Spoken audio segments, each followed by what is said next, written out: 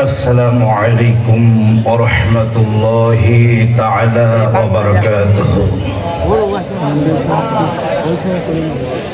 আল্লাহর ওলির মাজারের পাশে আমরা এসেছি।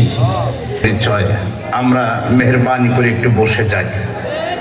রাস্তাঘাটে অনেকে আছে, কেন যেন একটু মেলার মতো দেখা যাচ্ছে। আমরা একটু আদব রক্ষা করি, সকলেই বসে যাই। إن الحمد لله الأكرم الذي خلق الإنسان وكرمه وعلمه من البيان ما لم يعلم ولا بالقلم